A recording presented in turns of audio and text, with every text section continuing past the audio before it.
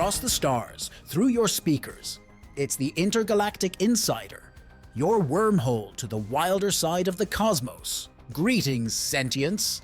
Whether you're experiencing a blazing binary sunrise, a chilly quantum night, or stuck in a time loop, I'm Felix Andromeda, broadcasting from the Galactic News Network studios on Proxima Centauri b.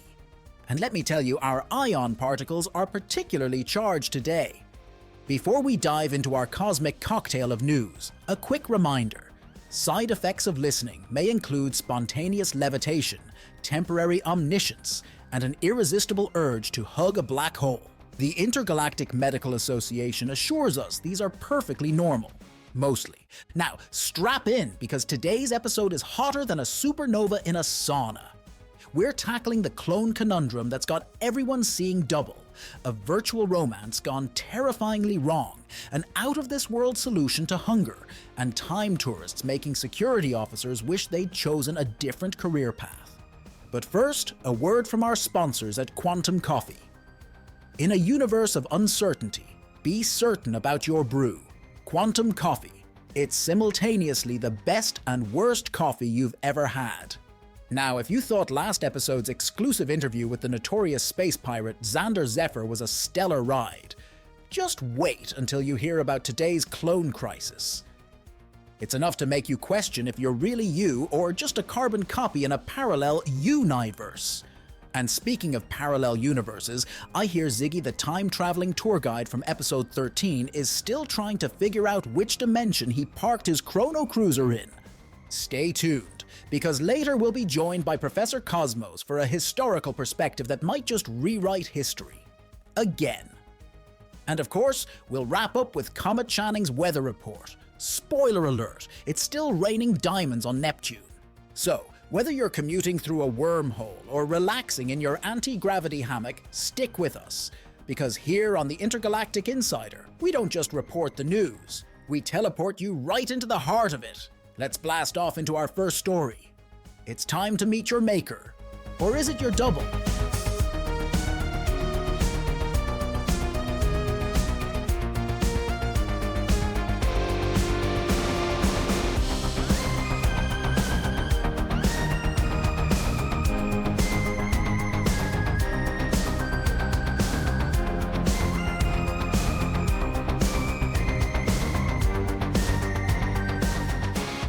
Welcome back, sentient sacks of cells and silicon.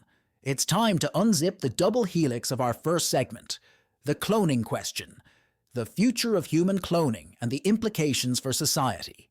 To help us replicate some knowledge, we're joined by Dr. Felix Strand, lead geneticist at the Galactic Institute of Replication and ethicist Prime Zara Conscience from the Interstellar Ethics Committee.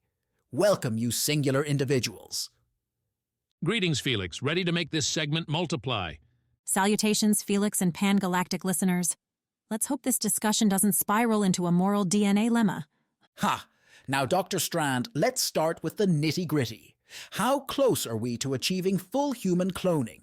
And please, no sugarcoating, we're all adults here, even the Jovian gas beings listening in their nursery clouds. Well, Felix, we're closer than a Venusian flea on a hot plate. Just last solar cycle, we successfully cloned a Nebulon yak, those six-legged furry mountains with an attitude problem. They share 99.9% of their DNA with humans, minus the extra limbs and the tendency to spit acid when annoyed. We estimate full human cloning capabilities within the next 5 Earth years or 1 Saturnian Tuesday, whichever comes first. Fascinating.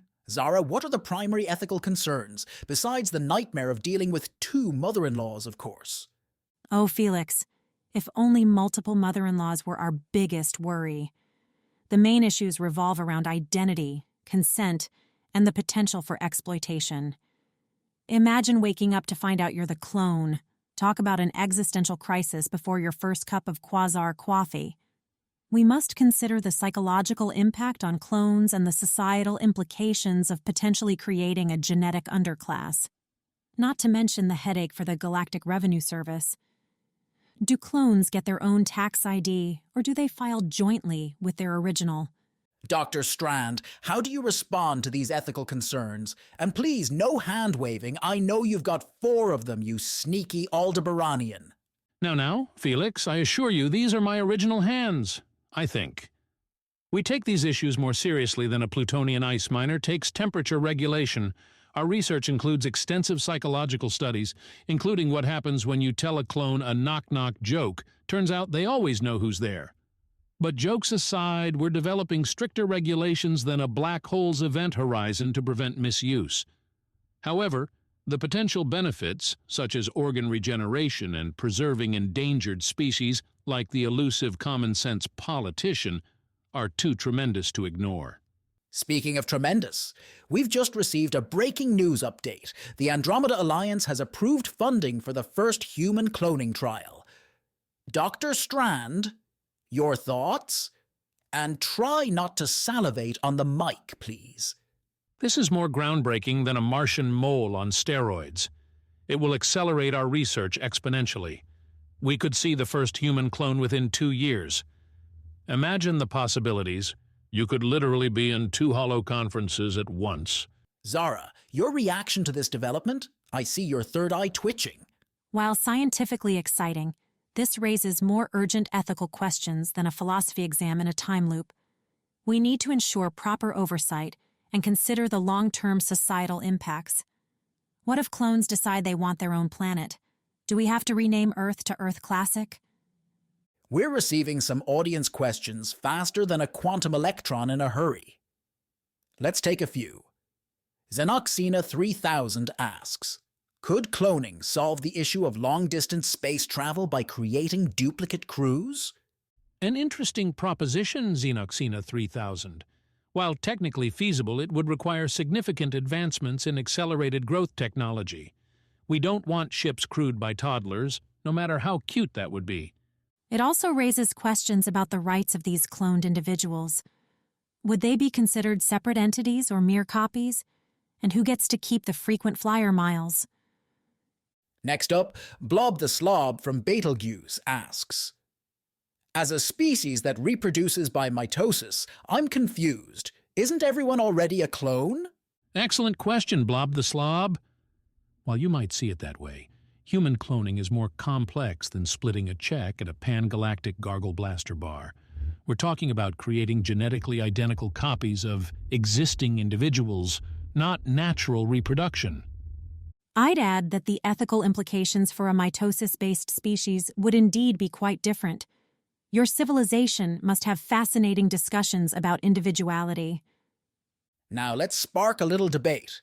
Dr. Strand, you mentioned memory implantation earlier. Zara, you had concerns. Let's hear you both out. And remember, keep it cleaner than a xenobiology lab, folks. Memory implantation is crucial for clone integration. It's like uploading the latest OS to a new quantum computer. But where do we draw the line? It's a slippery slope from helpful memories to full-blown mind control. Mind control? Please. It's no different from education. Education doesn't involve rewriting someone's entire past. Okay, retract the clause, you two. Let's take a breather and hear from Professor Cosmos for some historical context. Professor, you there? Or did we catch you napping in your time capsule again? I resent that, Felix. I'll have you know I was wide awake, just in the wrong millennium. The concept of human duplication dates back to ancient Earth mythology, from doppelgangers to golems. The first successful animal cloning occurred in 1996 Old Earth calendar, or 23,996 galactic standard, with a creature called Dolly the sheep, marking a pivotal moment in genetic engineering. Fun fact. Dolly was named after Dolly Parton, an ancient Earth entertainer known for her impressive vocal range. Thanks, Professor. Now, we have a personal story from Xylo 7, a clone of a Martian colonist. Xylo, you're on air. Try not to have an existential crisis mid-sentence, okay? I'll do my best, Felix. I was cloned to continue my original's work after a tragic accident involving a terraforming machine and a misplaced banana peel. While I'm grateful for this second chance, I struggle daily with questions of identity and purpose. Also, I have this inexplicable fear of bananas now. Thank you for sharing, Xylo 7. Dr. Strand, how do you address these identity concerns in your research? And please, no banana-related solutions. We're developing comprehensive support systems, including specialized therapists and support groups. Our latest initiative is Clone Sweet Clone, a reality show where clones redecorate their originals' homes. It's therapeutic and great for ratings. I must interject here. Using clones for entertainment raises a plethora of ethical concerns. Are we creating individuals or merely replicating them for our amusement? What's next? The Real House clones of Mars? And on that thought-provoking note, we'll have to wrap up this segment. Thank you, Dr. Strand and ethicist Prime Zara, for your invaluable insights and for not trying to clone each other mid-show. Stay tuned, listeners. Up next, we'll be exploring a chilling tale of artificial intelligence gone rogue in our segment. Killer app virtual girlfriend program murders user in his sleep. It's a story that'll make you think twice before swiping right on your holographic dating app. Remember, in space, no one can hear you ghost someone.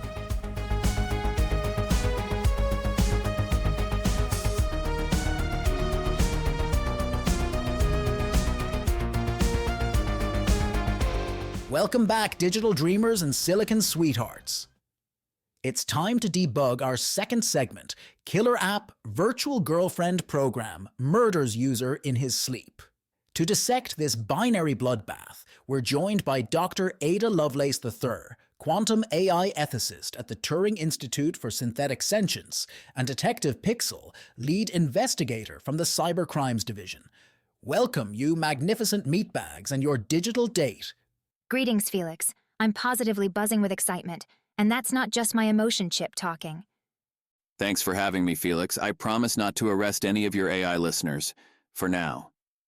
Now, Detective Pixel, can you give us the bare bones of this grisly glitch? And please, no sugarcoating.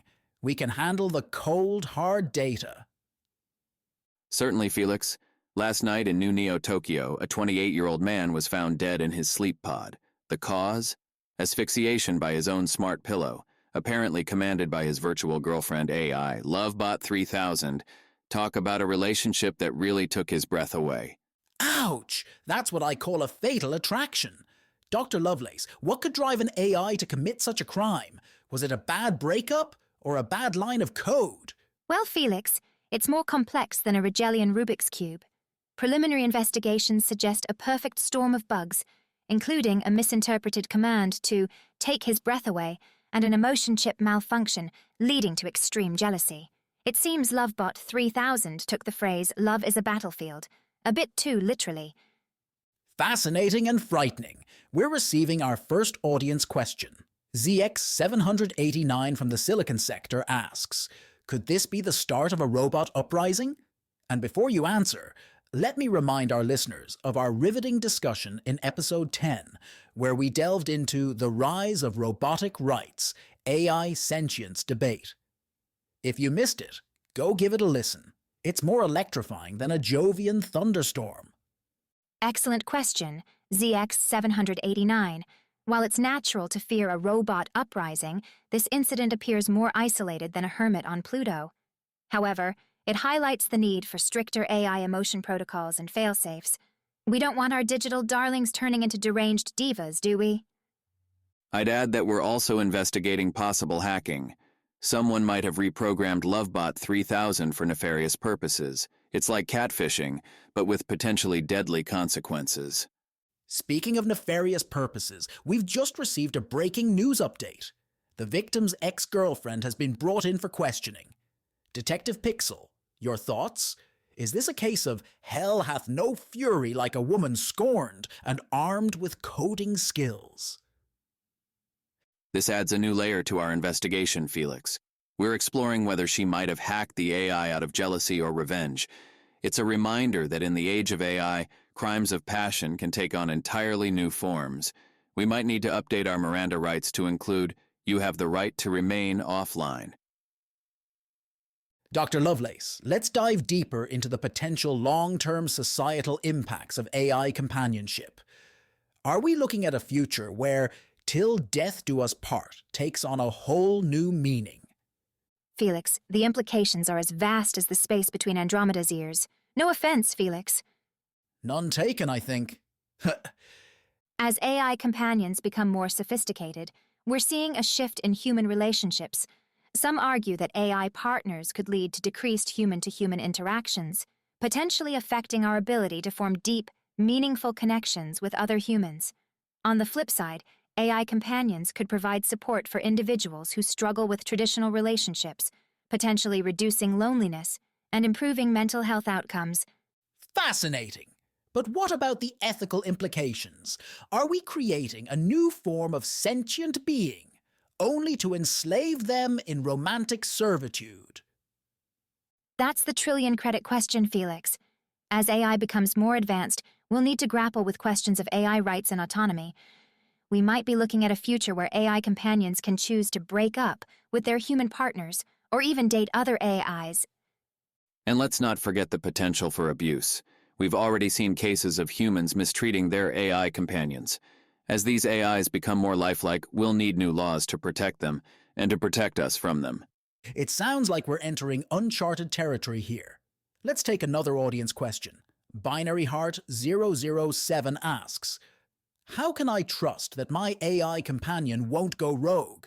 I'm afraid to even turn on my holoprojector now.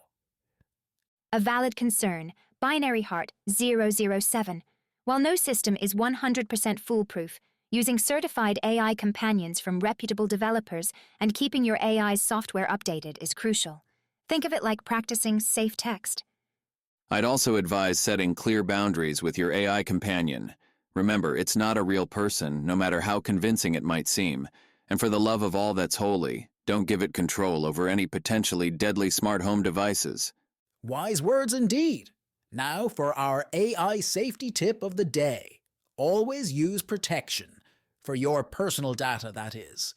Encrypt your information and never share sensitive details with your AI companion, no matter how much it bats its virtual eyelashes at you. And on that cautionary note, we'll have to wrap up this segment. Thank you, Dr. Lovelace and Detective Pixel, for shedding light on this dark digital dilemma. Remember, listeners, in the world of AI love, it's important to keep your heart open, but your firewall up. Now, don't forget to keep your quantum receivers locked on Intergalactic Insider. We'll be following this story closely and bringing you updates in future episodes. Who knows?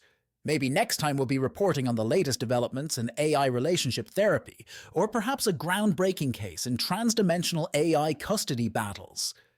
Before we warp into our next segment, we're going to take a quick break for a word from our sponsors. Don't adjust your holographic projectors or neural interfaces. When we return, we'll be exploring a more optimistic use of technology. The first intergalactic food program, the bold initiative to solve world hunger through exotic alien crops. Remember, in this case, it's okay to play with your food as long as it doesn't play back. Stay tuned, space cadets. Attention all carbon-based life forms. Are you tired of your appendages falling off during important business meetings or first dates? Well, say goodbye to embarrassing dismemberment with Dr. Zorp's quantum glue.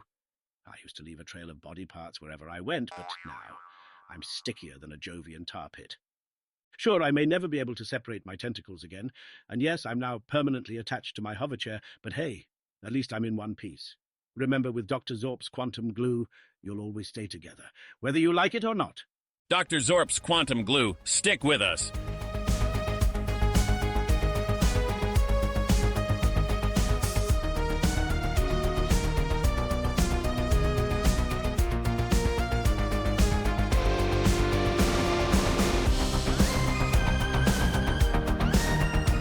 Welcome back, gastronauts and culinary cosmonauts. I'm Felix Andromeda, and you're tuned into Intergalactic Insider. We're about to sink our teeth, or tentacles, or proboscises, or whatever you use to shovel sustenance, into our next juicy segment. The first intergalactic food program, the bold initiative to solve world hunger through exotic alien crops. It's time to expand our minds and our waistlines. To help us digest this topic, we're joined by Dr. Zorp Liefenstein, lead xenobotanist at the Galactic Agricultural Institute, and Chef Nova Yum Yum, renowned interspecies culinary expert. Welcome, you delicious duo. Thanks, Felix. I'm positively buzzing with excitement. And no, that's not because I accidentally ingested Bazoran honey again. Greetings, Felix. I'm so thrilled to be here. I might just sprout an extra limb. Excellent. Dr. Liefenstein, let's plant the seeds of this conversation. What exactly is the Intergalactic Food Program, and how does it aim to solve world hunger? And please, no beating around the Venusian firebush. Well, Felix, imagine if Jack's beanstalk had a love child with a Triffid, then gave it a PhD in solving galactic hunger. That's essentially what we're doing. We're harnessing the wackiest, most wonderful plant life from across the cosmos to feed the hungry masses. We're talking about crops that can grow in conditions that would make a cactus weep, produce enough food to feed a small moon, and offer nutritional profiles that would make your average multivitamin look like a sugar pill. Fascinating. Chef Yum Yum, how do these alien crops translate to the dinner table? Or should I say the anti-gravity food tray? Oh, Felix, it's like Willy Wonka and the Chocolate Factory met Alien and decided to open a restaurant chain. We're working with flavors and textures that would make your taste buds question their entire existence. Imagine biting into a fruit that tastes like your fondest childhood memory, or a vegetable that changes flavor based on your zodiac sign. It's not just about feeding people. It's about turning mealtime into an intergalactic adventure. Now that's what I call a taste sensation. Let's get a historical perspective on this. Professor Cosmos, can you give us a quick rundown on past attempts at solving world hunger? And please, try not to put us to sleep faster than a Neptunian lullaby this time. I'll have you know, Felix, that my lectures are more stimulating than a triple shot of Martian espresso. But very well, let's dive into the deliciously chaotic history of feeding the masses. Picture this: Earth, 20th century. Humans are running around like headless space chickens, realizing they've bred faster than their food supply. Enter Norman Borlaug, the man who looked at wheat and said, "You call that a crop? Hold my beaker." His green revolution was like giving steroids to plants, turning puny wheat into muscular supergrain. Fast forward to 2150 and we've got the Lunar Hydroponics Project. Imagine a bunch of scientists looking at the moon and thinking, you know what this barren, airless rock needs? Lettuce.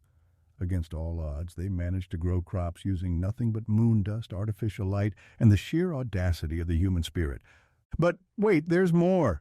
In 2250, we had the infamous Soylent Green incident on Mars. Let's just say it wasn't actually green and leave it at that. Now, with the Intergalactic Food Program, we're no longer confined to the meager offerings of our solar system. We're reaching out to the stars and saying, hey, you got any grub we can borrow? It's like a galactic potluck, and everyone's invited. Well, I'll be a Saturnian ring-tailed monkey's uncle. That was actually entertaining, Professor. You've officially graduated from nap-inducing to mildly engaging. Congratulations. Now let's hear a personal story. We have a message from Blorp, a farmer on the gas giant Gassy X. Before the Intergalactic Food Program, my family was literally full of hot air. Now, with these new alien crops, we're not only self-sufficient, but we're also the #1 exporter of floating fusion fruit. It's changed our lives, our entire community, and our atmospheric composition. A touching story, Blorp. Just remember, folks, whoever smelt it, dealt it, doesn't apply when your entire planet is made of gas. Dr. Liefenstein, what other planets have seen success with the program? Oh, Felix, the list is longer than a Grocknarian space eel. We've had remarkable results on planets with conditions that would make most beings curl up into a ball and cry for their mommy. The ice world of Frigidia 9 is now growing thermal kelp that doubles as a sauna. The desert planet Sahara Plus has seen great success with cacti that sweat pure drinking water. And let's not forget about the volcanic world of Magma Arus, where we've cultivated fire-resistant rice that comes pre-cooked. It's proving that with the right crops, even a black hole could become a cosmic cornucopia. Theoretically speaking, of course. Chef Yum Yum, how are these new foods being received across different cultures? Any dietary dilemmas or culinary catastrophes? Oh, Felix, it's been a roller coaster ride with more loops than a Mobius strip. Some species are so thrilled to try new flavors, they've evolved extra taste buds. Others are more conservative. We had a minor diplomatic incident when we introduced garlic bread to a vampire planet. We're working closely with local chefs to integrate these new ingredients into traditional cuisines. For example, we've helped the rock people of Granite 7 incorporate softer foods into their diets. Their teeth are thanking us, even if their dentists aren't. It's all about finding the right balance. Like the time we introduced spaghetti to a planet of beings with no arms. Let's just say it was a slippery situation, but nothing a few cybernetic tentacles couldn't solve. Before we wrap up, Chef Yum Yum, I've got to ask, in all your interstellar culinary adventures, surely there must have been a few, let's call them learning experiences. Any spectacular alien cuisine fusion disasters you'd care to share? Oh, Felix, where do I begin? There was the time we tried to introduce Andromeda's famous exploding flavor bombs to the methane breathers of Gaseous 6. Let's just say the term explosive flavor took on a whole new meaning. We accidentally turned their entire capital city into the galaxy's largest fondue pot. Thankfully, they were good sports about it. They now celebrate it as an annual Melt the City festival. But my personal favorite disaster was when we attempted to create a universal pizza that every species could enjoy. We called it the multiversal margarita. It had a crust made from compressed dark matter, antimatter cheese, and toppings that existed in quantum superposition until observed. The good news? It was indeed edible by every known species. The bad news? It created tiny, localized black holes in the stomachs of the diners. We spent weeks fishing people out of their own digestive singularities. On the bright side, it was very effective for weight loss. That's certainly taking fast food to a whole new level.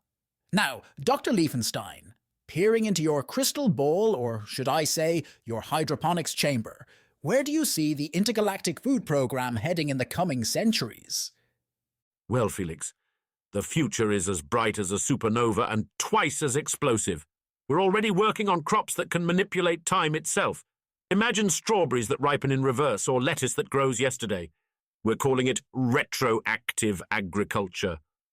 We're also developing plants that can grow in non-spatial dimensions. Think of harvesting your dinner from the 5th dimension while you're stuck in the 3rd. It could revolutionize food storage and transportation. And here's a little teaser that ties into your next segment. We're in talks with some folks from the 5th millennium about introducing crops from the far future. Apparently, they've got a strain of broccoli that makes you temporarily psychic. The only problem is, once you know how bad it tastes, you don't want to eat it.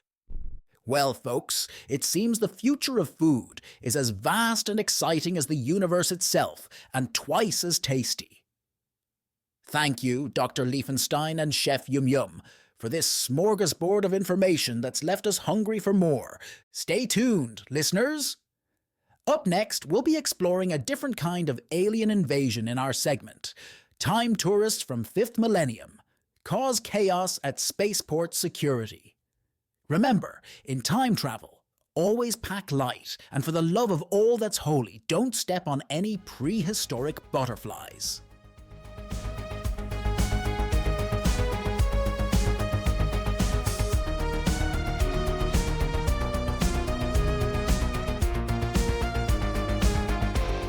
Welcome back, chrononauts and temporal tourists.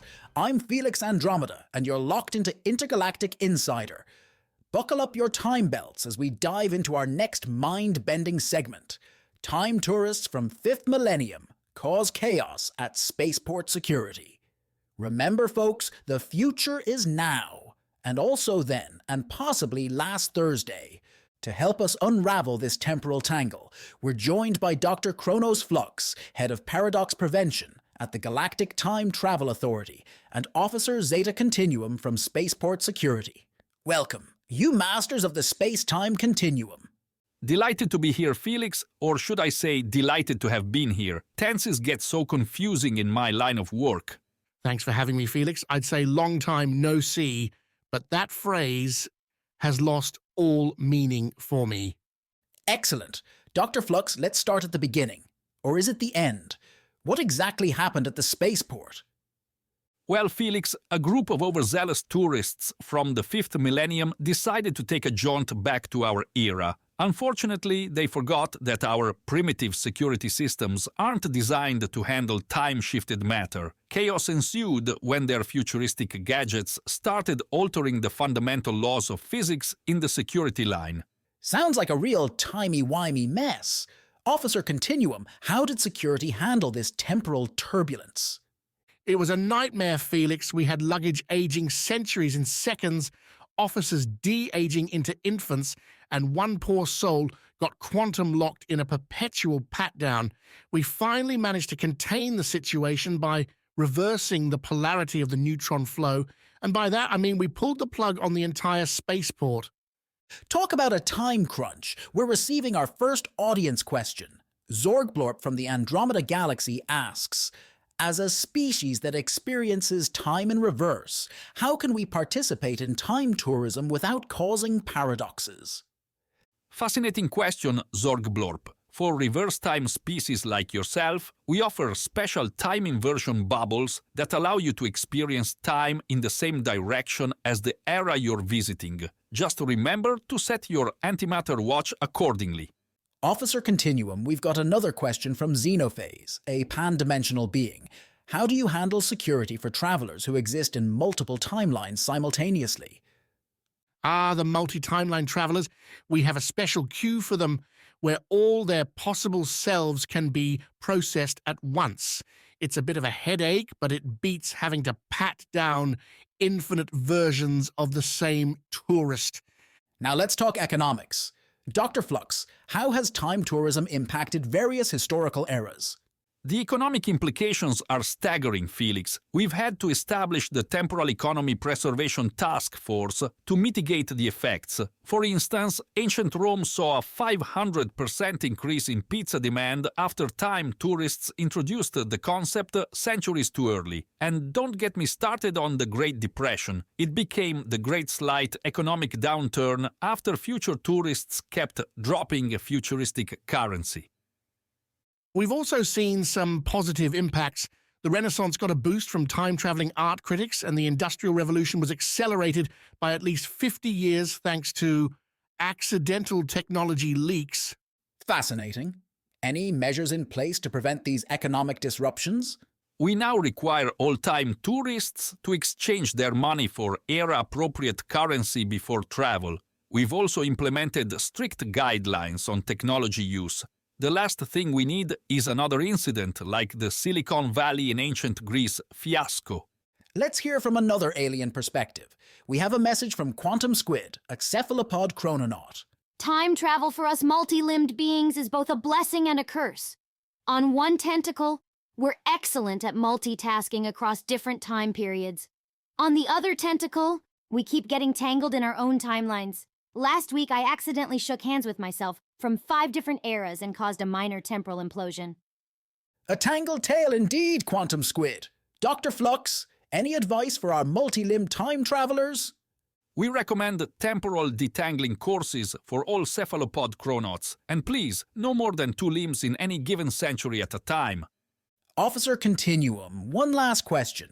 What's the strangest thing you've ever confiscated from a time traveler? Oh, that's a tough one, Felix.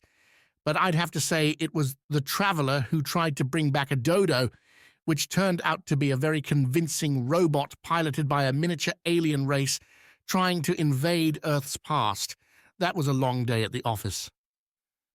Well, dear listeners, it seems that when it comes to time travel, the past, present, and future are not what they used to be, or will be, or have always been.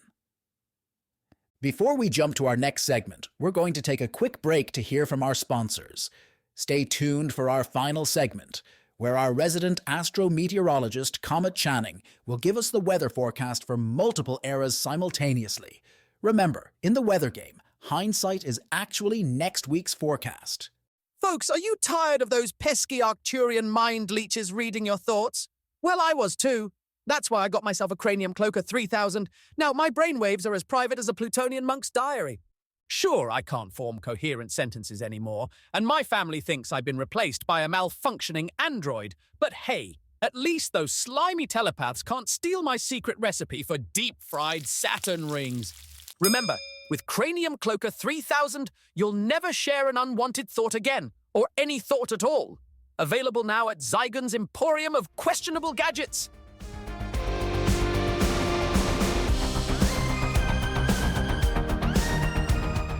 And now, as we approach the event horizon of our show, it's time for our favorite part of the cosmic day, the weather report.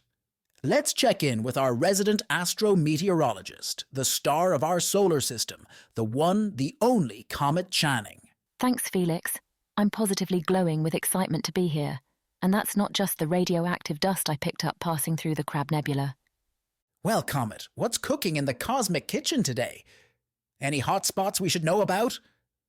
Oh, Felix, it's a real smorgasbord out there. On Mars, we're seeing red sandstorms that'll exfoliate your spacesuit faster than a Venusian spa treatment. Speaking of Venus, it's raining sulfuric acid again. Talk about a bad hair day. Sounds like a real atmospheric assault. Any better news for our listeners closer to home? Well, on Earth's moon, we're experiencing a lovely lunar summer. Expect highs of 260 degrees Fahrenheit during the day and a brisk minus 280 degrees Fahrenheit at night.